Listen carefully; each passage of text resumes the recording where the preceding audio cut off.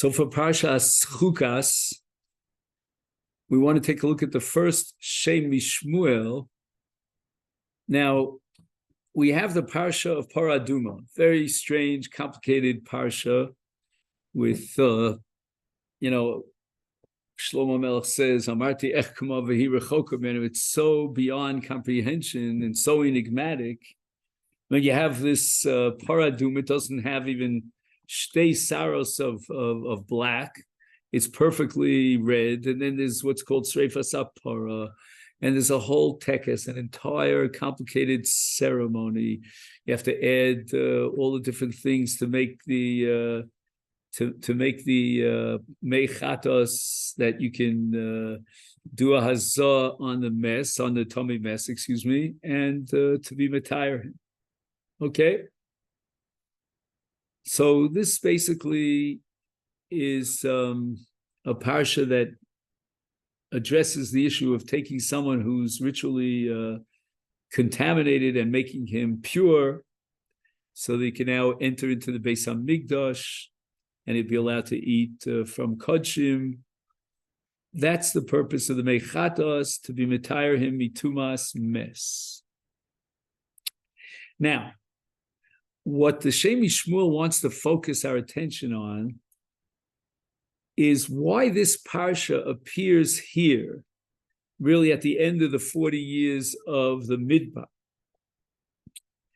And he opens up by saying, Yesh lahavim madua nisachra parshas para ad kodim shehischil lesaper mashenase b'shnas harbon. In other words, it's almost immediately after this parsha of Paraduma, we're going to learn about what happened in the 40th year of the Midbar. And yet, halo para od b'mara nemra. All right, he's going to bring a medrash and Rashi to prove that the Paraduma was already given to Klal Yisrael way back at the beginning of the Midbar period, b'mara. And, it says there in Shmos, Perek Tes Vav, Shem Samlo Choku Mishpat. So Rashi says, what's the statute and the Mishpat, the judgment? And Shem Niso, there he tested them. So Rashi said he gave them certain mitzvahs. He gave them Shabbos as a test. He gave them Mishpat, meaning mishpatim, judgment laws and civil laws, and then he gave them Paraduma, Rashi says. So Paraduma was given b'mara. I mean, that was like almost immediately after they left Mitzrayim, and yet Paraduma is placed here almost at the end of the 40 years in the Midbar. So it seems like the Torah had some sort of deliberate reason to delay this parsha of Paraduma. By the way, I didn't see Steve today. Anybody know why? No, we don't know. Okay. So, John, if you could mention to Steve that I'll talk to you about it later, that next week I'm not going to be available. Okay. V'nireh. Dehine b'medrash ela dvarim marpei loshon eitz chayim. Okay, so the medrash is quoting the fact that Moshe says about himself, Lo ish dvarim anochi. You remember when HaKadosh Baruch Hu meets with Moshe at the Sneh in the fourth parak of Shmos, and Moshe Rabbeinu declines the offer, and he says, Ish kvad peh anochi. I'm a person of heavy speech.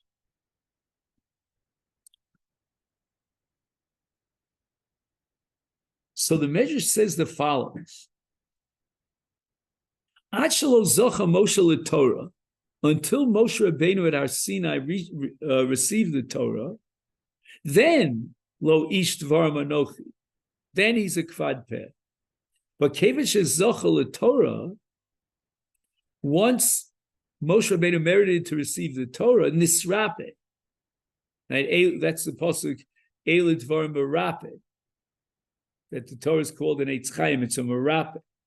V'nisrape L'shonam, v'hiskil Edaber Dvarim.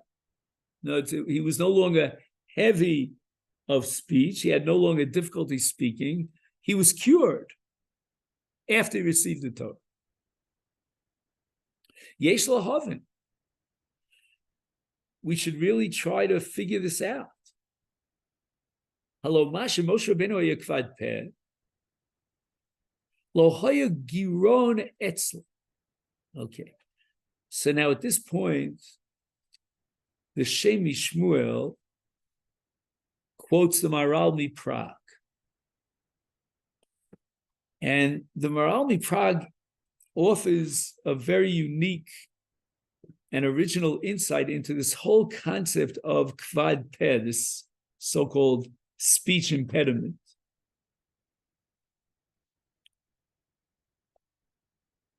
And he says the following.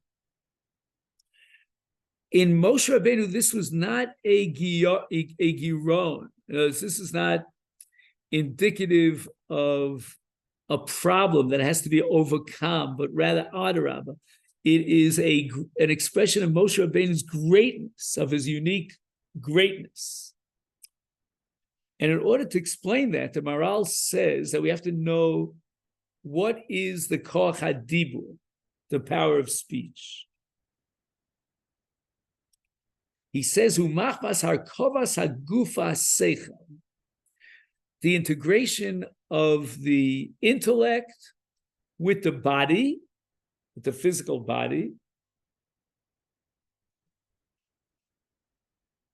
Vatinok, af sheyesh lo kol hakelim shemachatchim haloshon, by the child, when it's born, it has, it has all the,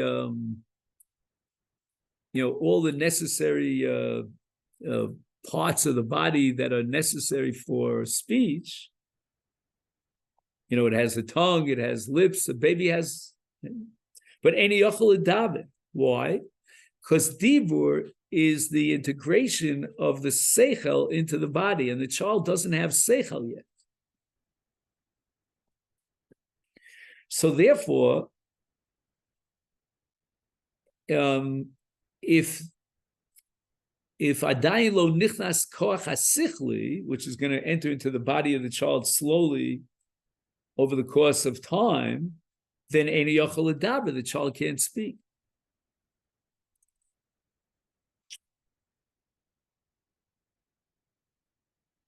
V'zer romuzu chazal nidu daf lamed kshal vlad yotzi laver olam bo malach v'sosro al piv u'mishkachach menu kol Torah sheyodea bibeten imo. So apparently, before the embryo is born, the embryo is in a state of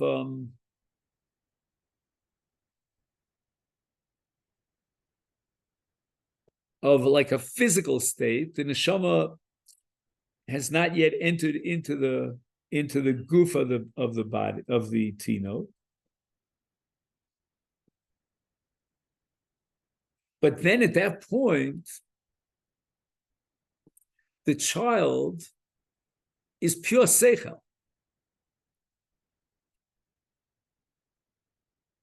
Before the child is born, it's like seichel without a connection to a guf.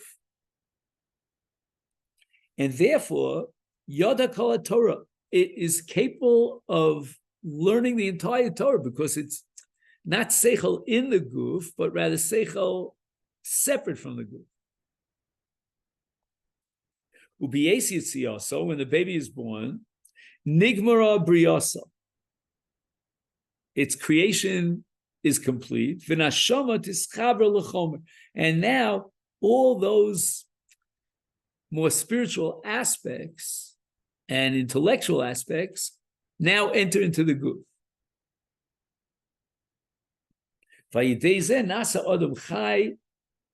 Now he's a living being and he has the potential to learn how to speak.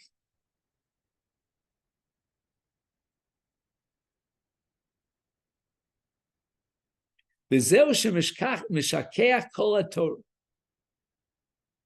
why does he forget all his Torah? He knew before. Because that was before the chibur of the neshama and the seichel into the guf. Once there's a chibur of the neshama and the seichel into the guf, that's going to be an impediment.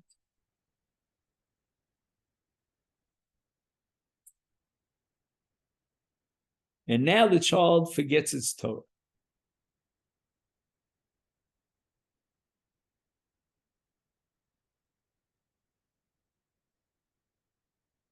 Now, this is the normal system that works for, a million, et cetera, percentage of everybody. But Moshe is that one exception to the rule. And that is that even after he's born,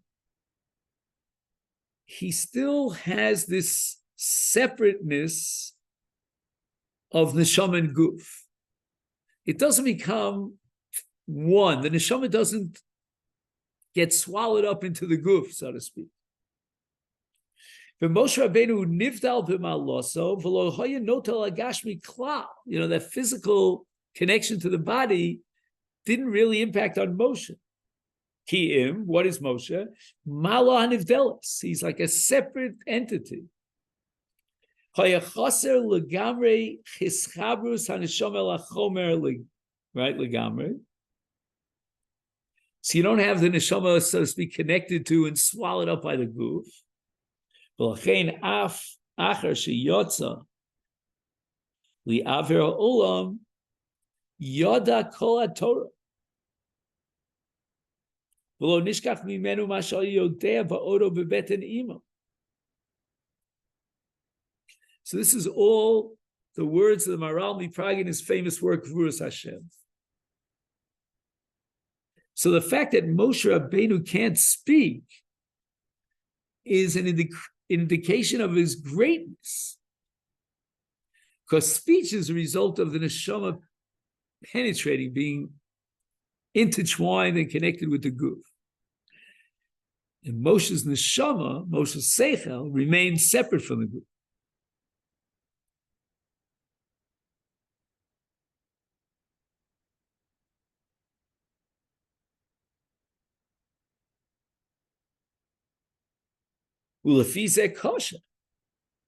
Now we go back to our Medrash after seeing this Maharal, and we have a difficulty. The Medrash says that when Moshe Rabbeinu received the Torah, he began to speak.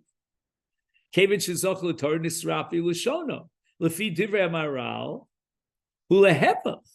should be just the opposite. When Moshe receives the Torah, he becomes even more spiritual. So then, why is this a cure for his speech impediment? Should have made things even worse. Aval apirashu shal yidei shezocha leTorah nizdakech gam gufa. We think that through the Torah, Moshe's neshama and his seichel were elevated higher and higher from the guf. No, the guf itself went up together with the neshama.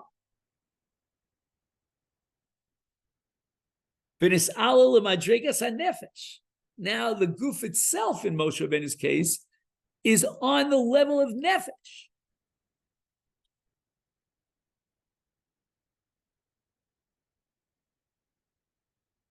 There was no impediment in the neshama entering into his guf or being connected with his guf.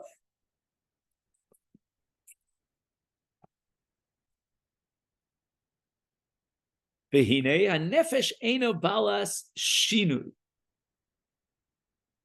Okay, now this has to do with the Rambam's philosophy that change is a function of physicality. Physicality is controlled by time. And with the passage of time, physical entities become deteriorate. But the nefesh itself, the spiritual element of man, is not subject to time and to the consequences of time, the passage of time. Any change in man is a result of his guf. Teda, nefesh yotza me'aguf, when a person dies, tishar li olam,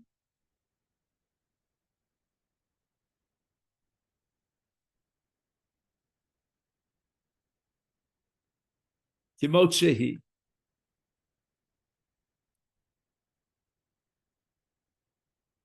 So the nefesh, once it leaves the guf at the time of death, now it becomes pure spirituality.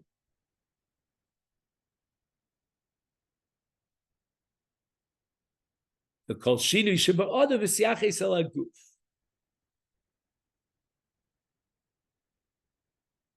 Ba'od she'hanefesh mischaperes leguf, is he gamkein bala shinui b'emtzos haguf. So as a result of this integration of the nefesh and the nefesh is subject to shinui. Malkein, Moshe Rabbeinu is dachek gufo v'nis'ala madregas hanefesh. Moshe reaches the level of what? That his guf is like his nefesh, as we said before. Shuv lo hayavo gamkein shinui. There was no change. Moshe Kosav Rambam, achiluk ben kol hanavim leMoshe Rabbeinu olav shalom. Shekol hanavim the odam misnabin, hem nefachim lish acher, koloshen hakosav.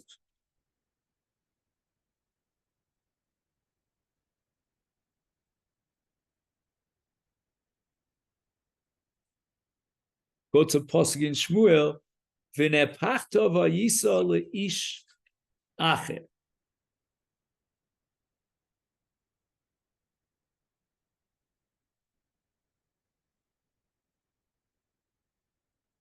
U'kshenistalka nevu mehem em shovim l'mashoy b'rishon Moshe Rabbeinu hayetamid b'ashva achas. Hayetamid muchan l'nevuah. Moshe Omer HaKosuv, imdu v'eshma'a matziva Shem lachem v'zu madregen nafshis below gufnis. So Moshe Rabbeinu has this spirituality that's above time, it's above change. And he's always in the same state of muchan l'nevuah. V'hinei Isa b'sefer chesed le'Avram, Ki kol mi sheba l'shayar hanun, the 50th gate, hein b'kedusha v'hein chashol b'hepech, ki zelu motzeh salukim, shuv ein lo shinui.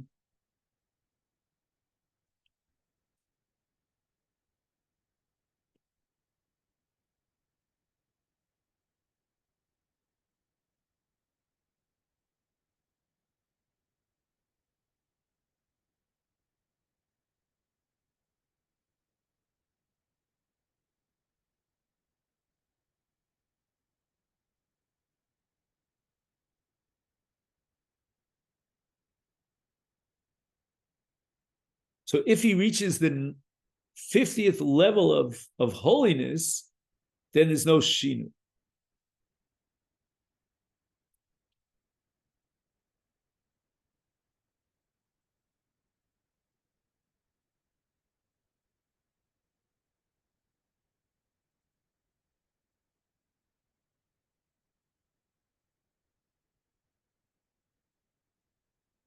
I guess what we're saying that once you reach the 50th level of Hasagas Elokus, then the nefesh and the guf are all par. The guf is upgraded to the highest level of like equal to nefesh. That's when you reach the Shara Nun. Valkein Moshe Rabbeinu Achar Shezachal Torah when he received the Torah, nizdakech gufo ad shelo hoya bo shinu. Al kochenu lomar shebo l'shar hanut. When Moshe Rabbeinu purifies his body, there won't be any shinui.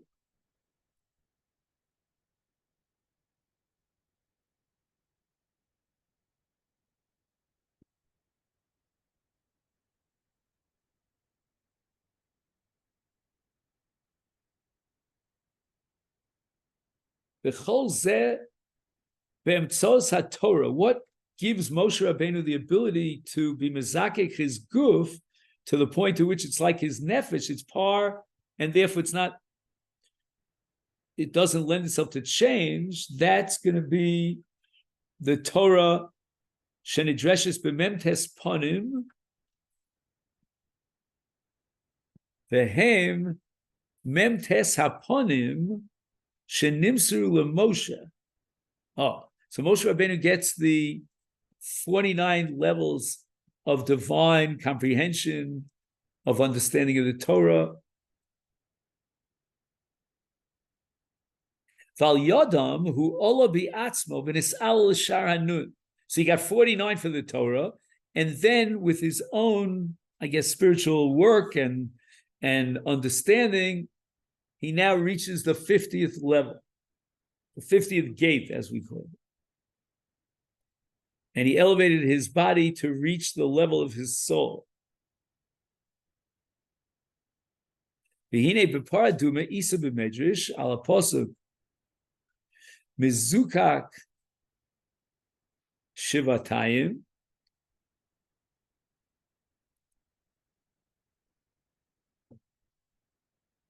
So what does this mean? Mizukak shivatayim, a pasuk in Tehillim.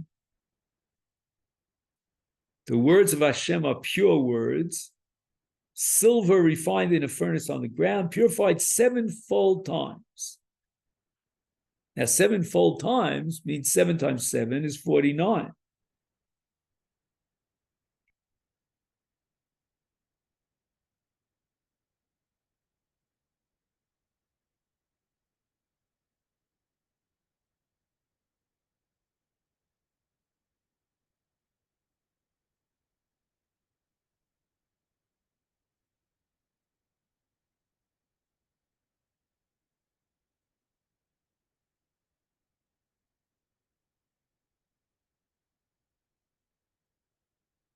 Moshe Darshal at Torah mezukak shivatayim sheyesh ba memtes pan.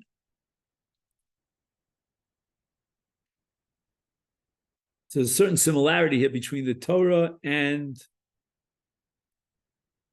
the paraduma. The paraduma is purified 7-fold times. So just like the Torah can be understood in 49 ways, so too this parsha of paraduma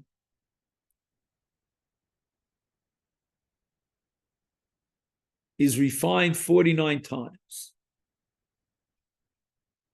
I guess there are 49 types of Tara that are all, or powers of Tara that are all included in the paraduma.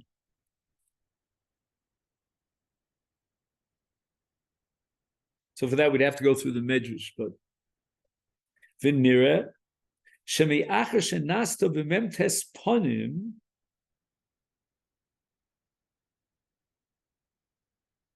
right, so Moshe Rabbeinu reaches the level of memtes panim, 49 different ways of understanding the Torah, and then he reaches number 50 on his own.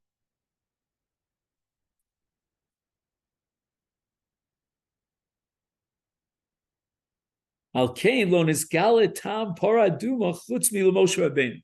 The Moshe Rabbeinu is the only one who understands paraduma. For everybody else, it's a chukah. Ki Moshe basher zocha l'shar nun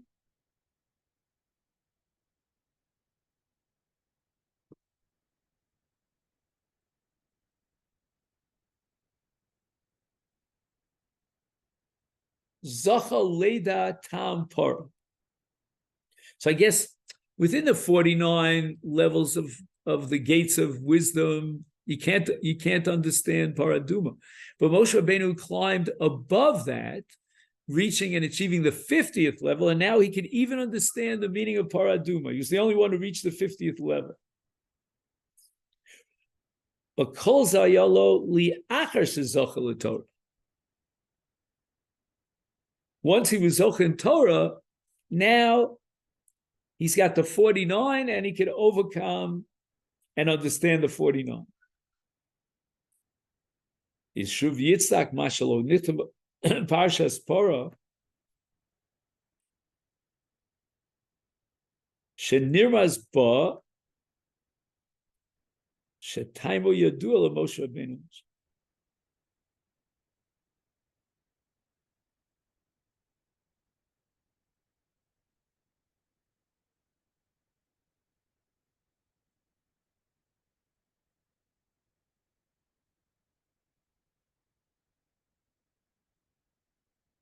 So if I understand correctly, he's saying that it took Moshe Rabbeinu 40 years during the Midbar period after Matan Torah in order to achieve that 50th level. And at that point, he understood the Paraduma.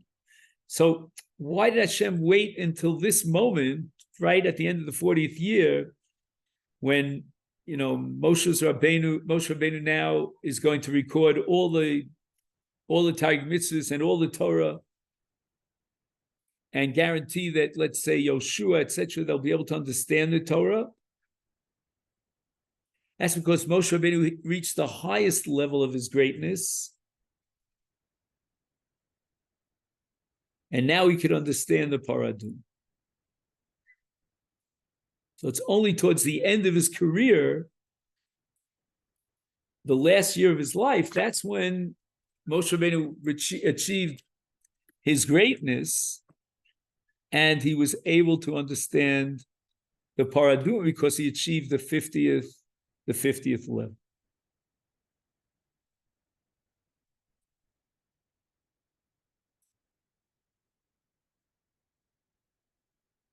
So somehow Moshe Rabbeinu achieved that 50th share of Chachma and of Torah. Now he can appreciate the profound wisdom of the Paradum.